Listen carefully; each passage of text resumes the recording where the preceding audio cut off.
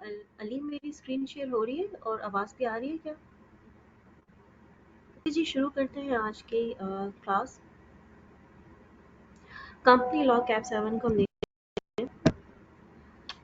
Cap 7 हमारे पास अभी जो पेपर है ग्रुप बी का, आपकी कोई रिस्ट्रिक्शंस ऐसे नहीं मौजूद कि आपने पहले ये पेपर पास करना है और कंपनी लॉ फिर आपने अटेम्प्ट करना, आप इसको कभी भी अटेम्प्ट कर सकते हैं। आज के सेशन के अंदर हम, क्योंकि हमारी फर्स्ट क्लास है, ओरिएंटेशन की क्लास है, इसमें हम थोड़ा सा ओवरव्यू करेंगे कंपनी लॉ का। आई कैप के पर्सपेक्टिव से देखेंगे, एग्ज़ाम के पर्सपेक्टिव से देखेंगे, ठीक है। कुछ चीज़ें इसके अंदर मैंने न्यू इनकॉर्पोरेट की हैं ओरिएंटेशन के लिए स्पेसिफिकली, जो मुझे लगा कि ओवर द पीरियड कुछ हम बातें तो करते हैं कि जी हमारा सिलेबस क्या होगा, हम सिलेबस को कवर कैसे करेंगे, हमने बुक्स कौन सी पढ़नी है और एम्फोसिस किन चीज़ों पे ज़्यादा होगा। लेकिन आई गेस उसके अलावा बहुत ज़रूरी है कि इस पेपर को, क्योंकि सिंस हम रिज़ल्ट के बाद देख रहे हैं अभी, ठीक है, और मार्च में जो सेशन था, जो नॉर्मल सेशंस होते हैं वो मार्च में स्टार्ट हो चुके हैं और अभी हमारे पास है जनाब मई, ठीक है, यानी कि अप्रैल का मंथ कम्प्लीटली गुजर चुका है, सही है, और सितंबर पे आपके पेपर्स होने। तो बहुत सारे बच्चे ऐसे शामिल होंगे इस ओरिएंटेशन के अंदर जिन्होंने ये पेपर पहले अटेम्प्ट किया होगा, सही है, और कुछ ऐसे भी होंगे जो रिज़ल्ट के बाद डिसाइड करेंगे और पहली दफ़ा ये इस पेपर को पढ़ने जा रहे हैं, ठीक है। कुछ चीज़ें पर्सपेक्टिव हमें इस कैप के पेपर के लिए मालूम है कि ये आपके, मतलब अगर मैं इसको ये कहूँ, वैसे तो कैप स्टेज है, ठीक है, तो कैप स्टेज में दिस इज़ ईजीएस्ट, ठीक है। लेकिन अगर मैं आपसे ये कहूँ कि कैप से पहले सिर्फ आपका पीआरसी का स्टेज होता है, कि उसमें भी उससे भी आसान है, तो इसमें गलत नहीं होगा, ठीक है। ये इजीएस्ट पेपर है, सबसे इजीएस्ट पेपर, लेकिन सिंस इसको कहने की वजह से कि जी इजी पेपर है, सिलेबस कम है, जल्दी तैयार हो जाता है, इसका हरगिज़ ये मतलब नहीं है कि भाई इसकी पास परसेंटेज जो है वो आप ये कहेंगे जी अबव 80% होगी या इस तरह 50% आ रही होगी, बिल्कुल गलत है भाई। 80 क्या, 50 क्या, ये 50 में भी नहीं आती है, 20, 30, 40 समटाइम इस तरह, ठीक है। अब इजीएस्ट पेपर है तो पास परसेंटेज में ऐसा प्रॉब्लम क्यों आ रहा है, ठीक है। क्वेश्चन यहाँ पे राइज होता है कि जब पेपर आसान है तो फिर बच्चे पास क्यों नहीं कर पाते। तो इसका मतलब है कि यहाँ पे कुछ सिग्निफिकेंट प्रॉब्लम्स हैं, देयर इज सिग्निफिकेंट इश्यूज के। अगर मैं आपसे ये कह रही हूँ कि पीआरसी की स्टेज से भी यह पेपर आसान है, तो फिर सारे बच्चे इसको पास क्यों नहीं कर लेते। हर बच्चे को पास कर लेना चाहिए, ठीक है। रिसेंटली जो मैंने लेटेस्ट सेशन लिया कंपनी लॉ का, वो था हमारे पास जनाब एक एक्सप्रेस बैच, ठीक है जी। अब एक्सप्रेस बैच क्या होता है। एक्सप्रेस बैच होता है कि आप लास्ट में एग्ज़ाम से 1 मंथ पहले वो स्टूडेंट्स जो है जिनका रिकरिंग फेलियर आ रहा है, ठीक है, और या जिनका एक आध पेपर रह गया, उनको फैसिलिटेट करने के लिए, या कोई और जो अपने रिवीजन करना चाहता है, मतलब बेसिकली तो आपके पास ऑप्शंस तो सबको हम देते हैं, लेकिन जो मैंने देखा है कि वो कौन से स्टूडेंट्स एक्सप्रेस बैच ज्वाइन करते हैं जिनका रिकरिंग फेलियर हो, ठीक है। तो जो, क्योंकि जिन्होंने रिवाइज करना और रिवीजन बैठ या फर्स्ट अटेम्प्ट वाले या कुछ इस तरह के, लेकिन जिनका रिकरिंग फेलियर हो वो मेरे पास एक्सप्रेस बैच में है, ठीक है। अब उन बच्चों को पढ़ा के उनके मसले समझ के एंड देन हम एग्ज़ाम के, रियल एग्ज़ाम के प्रोसेस से गुजरे, एग्ज़ाम का रिज़ल्ट आया, फिर उनके रिज़ल्ट को हमने जब देखा, एनालाइज किया, तो लाइक अगर मैं देखूँ कि जो कंसिस्टेंट बच्चे थे जो कि डेली आते थे, इनके रोज़ अटेंडेंस चेंज होती थी, अगर कोई रिकॉर्डिंग में लेता है तो उसका मैं कुछ कह नहीं सकती, लेकिन जो रोज़ आने वाले बच्चे थे वो देवर लाइक 15 to 20, ठीक है, जो कि कंसिस्टेंट रहे थ्रू आउट द सेशन, ठीक है। और अब क्या हुआ, हमने सबसे पहले उनके प्रॉब्लम समझे, ठीक है। अब उनके प्रॉब्लम्स को समझने के बाद हमने उन प्रॉब्लम से काम किया, ठीक है, और काम करने के बाद जब एग्ज़ाम के इस प्रोसेस से गुजरे रिकरिंग टेस्ट से गुजरे, मॉक से गुजरे, then question answer session. Question answer session वो सेशन जो कि एग्जाम से लाइक 1 मिनट पहले तक भी क्वेश्चन आ रहे हैं, ठीक है। तो वहाँ से मुझे एनालाइज हुआ कि यार कंपनी लॉ के अंदर मेरे ख्याल में बेशक आसान पेपर है, लेकिन हमें इसके जो इश्यूज आ रहे हैं स्टूडेंट्स में, ठीक है, उसको सॉल्व करना सबसे पहले ज़रूरी है। अब जो रिकरिंग फेलियर वाले थे उनको तो पता था कि जी ये मेरा प्रॉब्लम आ रहा है, लेकिन जो फर्स्ट अटेम्प्ट में इसको करने जा रहे हैं वो अपना प्रॉब्लम कब देखते हैं? वो प्रॉब्लम देखते हैं जनाब एग्जाम हॉल के अंदर। सही है। एग्जाम हॉल में पता चलता है ओ क्वेश्चन ऐसा आ गया, इसको सॉल्व कैसे करना है नहीं पता, ठीक है। तो हम अब जो ये हमारा सेशन है जो पोस्ट रिजल्ट बैच है, इसको हमने कैसे लेके चलना है? हमने उन जो प्रॉब्लम्स अराइज हुए हैं, ठीक है, उन्हीं प्रॉब्लम्स के को कैटर करते हुए चलना है, ठीक है। अब कुछ मेरे पास ये सेशन स्टार्ट होने से पहले व्हाट आई डिड वाज कि मैंने इसका एक सर्वे करवा लिया। वो स्टूडेंट्स जो मेरे पास एक्सप्रेस बैच में थे, वो जो जिन्होंने साथ साथ क्लासेस ली, उन सब से, क्योंकि उनमें डिफरेंट जो थी पॉपुलेशन थी, कुछ ऐसे थे माशा अल्हम्दुलिल्लाह, अगर मैं ये कहूँ कि जो एक्सप्रेस बैच था उसमें हमारे 80-85% बच्चों ने पास किया, सवाए एक आध के जिनका पास नहीं हो सका। सब स्टूडेंट्स का अल्हम्दुलिल्लाह पास हो गया। जो हमारे नॉर्मल बैचेस चल रहे थे उसमें भी अल्हम्दुलिल्लाह सबका पास हो गया। तो अब वहाँ पे कुछ का पास नहीं हुआ और जिनका हुआ उन सब से मैंने एक सर्वे कंडक्ट करवाया जिसमें मैंने कुछ क्वेश्चंस पूछे, ठीक है। तो पहला जो क्वेश्चन था अभी क्योंकि सिंस सर्वे मैंने जो कंडक्ट करवाया इसके जो प्रॉब्लम्स एंड सोल्यूशन ये मैं आपके साथ शेयर करूँगी। तो सबसे पहला जो क्वेश्चन जो मैंने उनसे किया है कि जी आपने क्या प्रॉब्लम फेस किया। अब प्रॉब्लम कहाँ फेस किया? दो जगहों पे, एक इसकी प्रिपरेशन में, दूसरा एग्जामिनेशन में, ठीक है। एक तो प्रॉब्लम क्या है और दूसरा सबसे इम्पोर्टेंट क्वेश्चन ये था कि जी आपका cause of failure and if you have success तो what was the cause of success, ठीक है। अब प्रॉब्लम कहाँ फेस आया? देखिए जी प्रॉब्लम कहाँ फेस आया? ड्यूरिंग प्रिपरेशन, ठीक है। अब इसमें भी दो कैटेगरीज है। नंबर वन फर्स्ट अटेम्प्टर जिन्होंने पहली दफा किया और जिन्होंने जो रिकरिंग थे इनके जिनका थर्ड या सेकेंड या थर्ड इवन फोर्थ अटेम्प्ट में जाके पास हुआ, ठीक है जी। अब अगर मैं आपके सामने एक बच्चे के प्रॉब्लम करती हूँ जो कि मैंने थोड़ा सा हाईलाइट किया है, वो ये कि उन्होंने बताया कि जनाब मैंने जो तैयारी की, जो प्रिपरेशन की, वो कोई ख़ास क्लास नहीं ली बल्कि मैंने रिकॉर्डेड लेक्चर्स जो कि यूट्यूब पे अपलोडेड थे वहाँ से तैयारी की। सही है। एक यूट्यूब पे लेक्चर्स उनको मिल गए, उन्होंने वो सारे ले लिया, उन्होंने याद कर लिया, सब कुछ हो गया। कहते हैं जी प्रिपरेशन अच्छी हो गई, एग्ज़ाम हॉल में चला गया। एग्ज़ाम हॉल में चला गया तो जब क्वेश्चंस आए जो क्रैमिंग बेस्ड क्वेश्चंस थे वो कर लिए, डन हो गए। जो थोड़े बहुत लॉजिकल क्वेश्चंस थे वहां पे जनाब स्टक हो गए, ठीक है।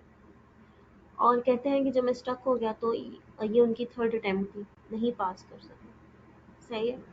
कहते हैं जब हमने प्रॉपर एक्सप्रेस बैच लिया उसमें पढ़ा और हमने देखा कि जी क्वेश्चंस को सॉल्व कैसे करना है, टाइप ऑफ क्वेश्चंस क्या है और उनका सोल्यूशन क्या है, ठीक है। This was the answer of my problem. यानी कि जो मेरा स्टूडेंट का जो इशू था वो कहाँ था? वो क्वेश्चन की अंडरस्टैंडिंग में था, ठीक है। इसका मतलब है कि इशू याद करने में नहीं था, इशू कॉन्सेप्ट को समझने में नहीं था। इशू कहाँ आया? क्वेश्चन को समझने में और उसको सॉल्व कैसे करना है इसमें, ठीक है। अब ये जो इस प्रॉब्लम शेयर किया है ये मेजॉरिटी स्टूडेंट्स ने शेयर किया, ठीक है। अब नेक्स्ट मैं आपको बताती हूँ नेक्स्ट जिन्होंने कहा, एक ने अपने सक्सेस का राज बताया। अब सक्सेस का राज क्या है, मैं यहीं पे जो स्टूडेंट्स बता रहे हैं इसी पेज पे कर लेती हूँ। सिंस ये एक मेजॉरिटी ने बताया, इसको मैं हाईलाइट कर लेती हूँ। क्वेश्चंस और सॉल्व, और दूसरे ने बताया जो एक बड़ी खास स्टेप है, जो कि मैं हमेशा स्टूडेंट्स से कहती हूँ कि जब भी आप ये एग्ज़ाम कंपनी लॉ स्पेसिफिकली तैयार करने के लिए बैठे हैं, तो कोई भी क्वेश्चन आप पास पेपर्स की प्रैक्टिस करते हैं, आपको रिगरस कहा जाता है बाबा कि जी पास पेपर्स की प्रैक्टिस करें। ठीक है, पास पेपर्स की जब आप प्रैक्टिस करते हैं तो एक चीज़ पे मैं ख़ास तौर पे एम्फसाइज करती हूँ, जो कि है एग्जामिनर कमेंट, कि भी ये लाजमी पढ़े। सोल्यूशन पढ़े या ना पढ़े, जो सोल्यूशन है जो वो देता है, वो आप बेशक देखें ना देखें, लेकिन ये ज़रूर देखें, क्योंकि सोल्यूशन तो एक लिखा हुआ है ना, करेक्ट आंसर। कमेंट में वो आपको बताता है कि आपने रॉन्ग क्या किया है भाई।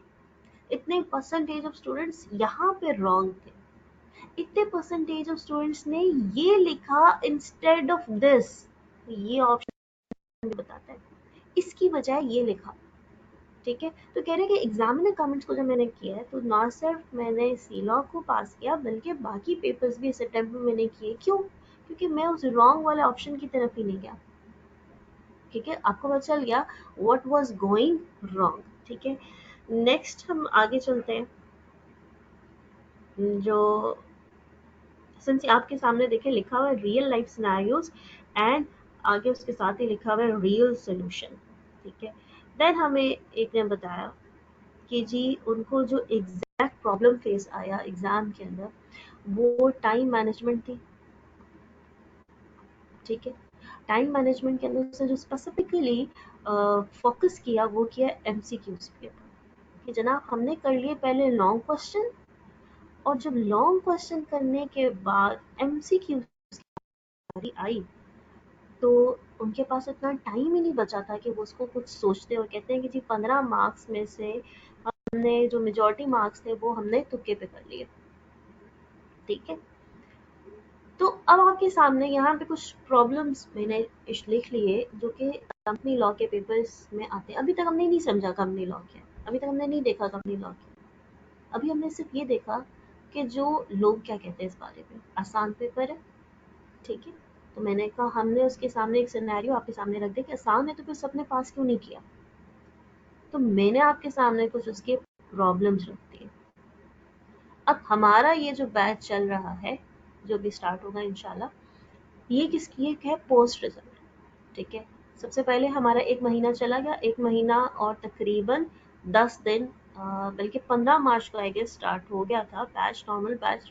ईद की छुट्टियां आ गई थी, तो चलो हम 1 महीना 10 दिन कहते हैं कि हम 1 महीना 10 दिन हम पीछे हैं। सही है, तो आज हम इसको पेपर को डिस्कस कर रहे हैं, कल से इंशाल्लाह इसकी प्रॉपर क्लास स्टार्ट होगी।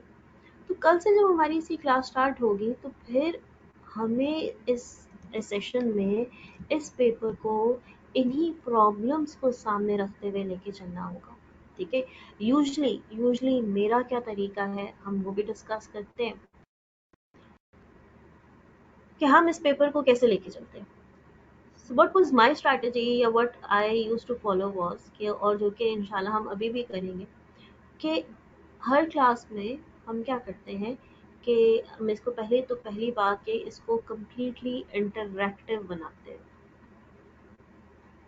सही है, आपके माइक्स ऑन होंगे, सिंस फर्स्ट वीक ये आपका वेबिनार होता है, उसके बाद क्लासेस जूम पे होते हैं। ठीक है, फर्स्ट वीक के रिकॉर्डेड लेक्चर्स होते हैं, एवरीवन कैन जॉइन। ठीक है, तो लेकिन उसमें भी इसको इंटरैक्टिव बनाने की पूरी पूरी कोशिश कीजिए। अभी भी अगर आपके साथ साथ कोई सवाल हैं तो यू कैन आस्क,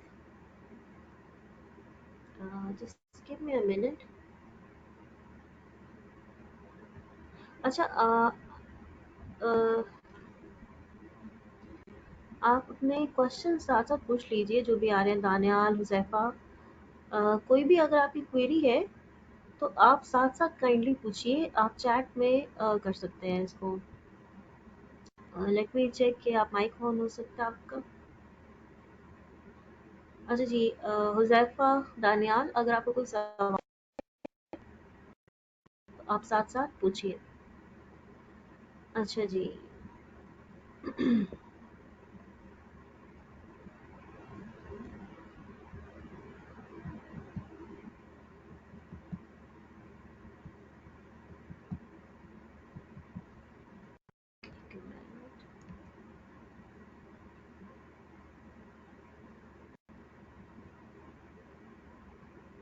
अच्छा जी, जब तक स्क्रीन शेयर होती है, हम डिस्कस कर रहे थे कि एक तो हम इसको इंटरैक्टिव बनाएँगे, ज़ूम पे आपकी क्लासेस शिफ्ट हो जाएँगी, तो वहाँ पे आप आपके जो भी क्वेरीज़ होंगी, क्वेश्चन आंसर्स वहाँ पे तमाम आपके फैसिलिटेट किए जाएँगे, सही है। लेकिन हम किस तरह चलते हैं, हम क्या करते हैं, हम जो भी हमारा टॉपिक अंडर डिस्कशन हो, हम उस टॉपिक को देखते हैं, ठीक है। और उस टॉपिक के साथ-साथ ही या हमारी वैसे तो कोशिश ये होती है कि टॉपिक के साथ-साथ जो भी सवाल आता है उसको उसी वक़्त डिस्कस किया जाए, ठीक है। लेकिन सपोज़ अगर ऐसा नहीं हो रहा, ठीक है, यानी कि टॉपिक इतना सिग्निफिकेंट नहीं है, उसके क्वेश्चंस इतने अवेलेबल नहीं है, तो हम चैप्टर जब भी हमारा कंप्लीट होता है तो हम उसके तमाम पास पेपर्स करते हैं, तमाम लाइक 100% कवरेज करते हैं, हम कोई भी क्वेश्चन उसका नहीं छोड़ते हैं, ठीक है। ये एक खास बात है कि हम चैप्टर के साथ साथ ही जितने उसके पास पेपर्स हैं, चाहे वो जिस लेवल के हैं, वो इजी हैं, वो डिफिकल्ट हैं, ठीक है, हम उसको साथ साथ करते हैं। देन आपके होते हैं साथ साथ टेस्ट। हमें अब स्क्रीन शेयर हो रही है,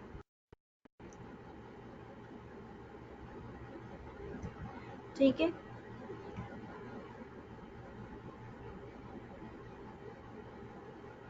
साथ साथ टेस्ट होते हैं, ठीक है, टेस्ट का स्केड्यूल आपसे शेयर किया जाता है, वो टेस्ट भी डिस्कस होते हैं, ठीक है।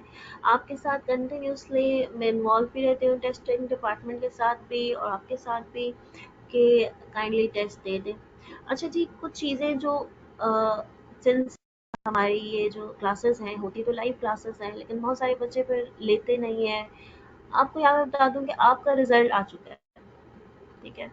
रिजल्ट आपके पास, जो आपकी फीलिंग रिजल्ट वाले दिन थी ना, या जो फीलिंग आपकी एग्जैक्टली पेपर के जब आपने पहले पेपर देखा है कुछ, अच्छा जो साथ स्टूडेंट से काइंडली बताते हैं कि वो फर्स्ट अटेम्प्टर हैं या अ, वो इसको अटेम्प्ट कर चुके हैं पहले, ठीक है। जो फीलिंग आपकी उस टाइम थी ना कि यार अगली दफा तो पक्का पक्का करना है, तो वही फीलिंग माइंड में रखें और वही माइंड में रखते हुए आप इसकी तैयारी स्टार्ट करें। और तैयारी करते हुए इस चीज़ का हमने ख़ास ख्याल रखना होगा कि मुझे आपसे चाहिए क्या, इस पेपर के अंदर आप लोगों से क्या चाहिए। जनाब, ये पेपर है एक क्रैमिंग का पेपर, रट्टा लगाने वाला पेपर, याद करने वाला पेपर। यहाँ पे आपसे सवाल आएंगे डिफाइन के, डिफाइन करो, व्हाट, एनलिस्ट करो। एनलिस्ट का मतलब होता है पूरी लिस्ट दे दो, डिफाइन करो क्या है, व्हाट इज दिस, ठीक है, ये क्या है। तो इस तरह के सवाल 35 नंबरों के तकरीबन सवाल आते हैं, जो कि एग्जैक्टली प्योरली रटा है, प्योरली। और याद रखिएगा ये ऐसा पेपर है, आज मैंने याद किया, सपोज मैंने ये जो आपके सामने एक नजर आ रहा है, इनकॉर्पोरेशन इशुएंस ऑफ शेयर्स, 15 से 20 नंबर वेटेज है, चैप्टर 1 और 2 मैंने आज याद कर लिया।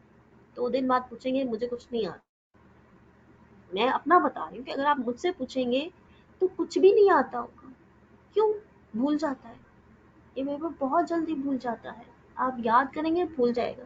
इसका ये मतलब नहीं कि अच्छा ऐसे करते हैं कि हम उसको आखिरी महीने में रख लेते हैं, नहीं, बिल्कुल नहीं, हरगिज मत करना, यही वजह है फेल हो रहे हैं, ठीक है। मैंने से पहली बात की इजीएस्ट, लेकिन फिर उस पर बात आ गई, हमने इस पेपर को जानने से पहले, इसका सिलेबस जानने से पहले, इस पेपर में पढ़ना क्या है जानने से पहले, मैंने आपके सामने रखे प्रॉब्लम्स, ठीक है।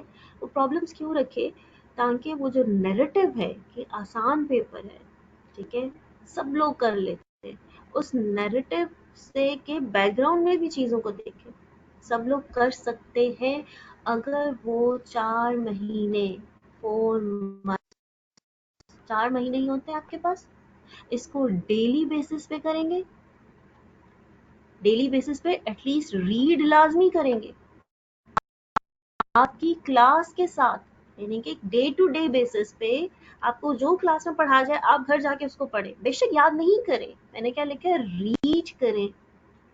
अगर ये करेंगे तो वो इजीएस्ट पेपर है और पास हो जाएगा, अगर ये काम ऐसे होगा तो।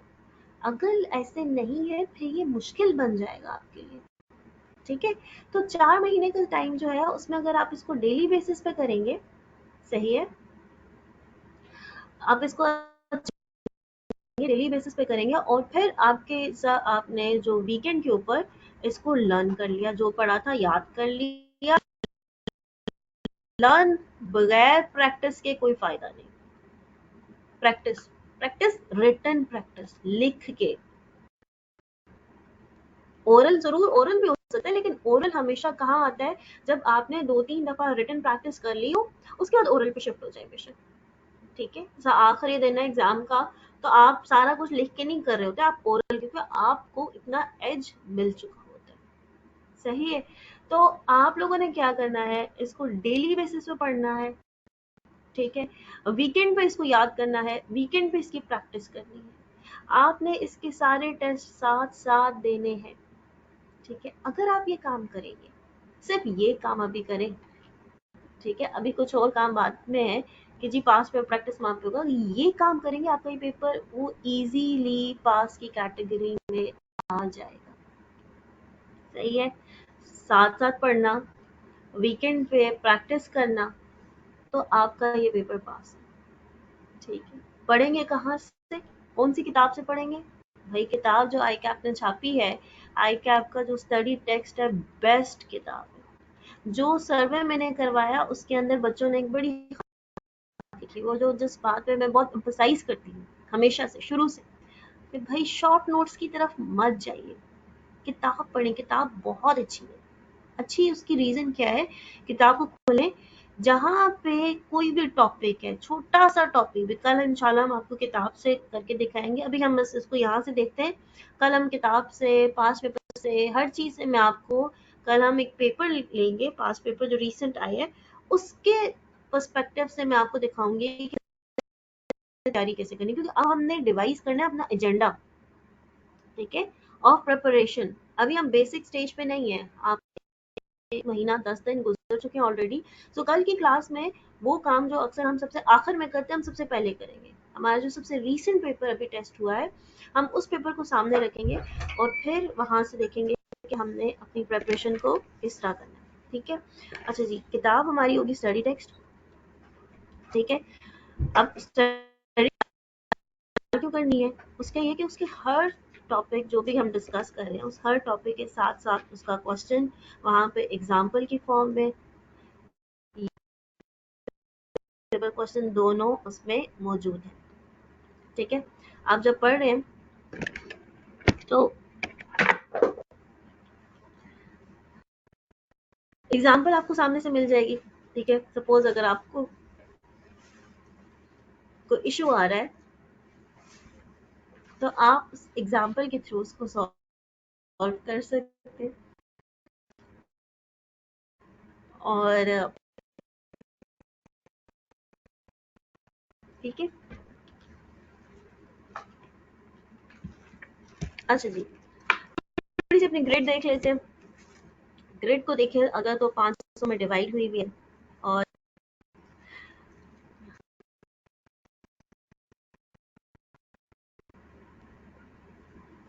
अच्छा, ग्रेड में हमने देखना क्या है कि इसके अंदर सबसे पहले हम कुछ वो पोर्शंस देख रहे हैं जो कि जी 15 से 20 नंबरों के टेस्ट होते हैं। और ये जो 15 से 20 नंबरों के टेस्ट होते हैं, ये हमारे 1, 2, 9, 11, 12।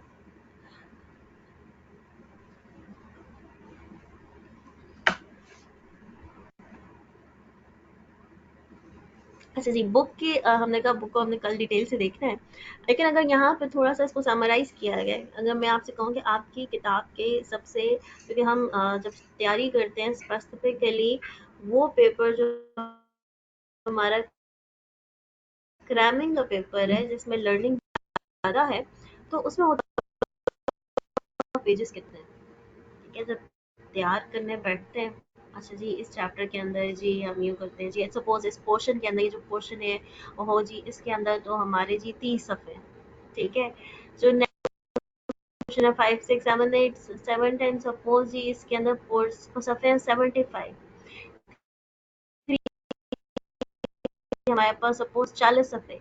चैप्टर 9, 11 छोटे से हैं, 10 भी नहीं है हार्डली। चैप्टर 12 दिस 6 पेजेज़ है टोटल। तैयारी भी करते हैं एक में आखिरी है वो 5 मिनट, 4 मिनट, 3 मिनट पे आ जाता है। और तैयारी भी आप लोग मुझे ऐसे ही करते हैं, ग्रामिंग वाला पेपर तो होता ही तरीका कार ये है कि जी नंबर ऑफ पेजेस काउंट कर रहे होते हैं और तैयार कर रहे होते हैं। सही है। तो अगर मैं यहाँ पे इस तरह देखूँ तो हमारे पास जो सबसे लेंथ चैप्टर है वो है जी हमारे पास चैप्टर 3 है, चैप्टर 8 है, a little bit chapter 1 and 2 कह सकते हैं। 2 थोड़ा मतलब लेकिन इतने ज़्यादा भी नहीं। बाकी आपके तमाम चैप्टर जो है वो 10 पेजेस से लेस पे है। तमाम चैप्टर 10 पेजेस से लेस पे है, ठीक है?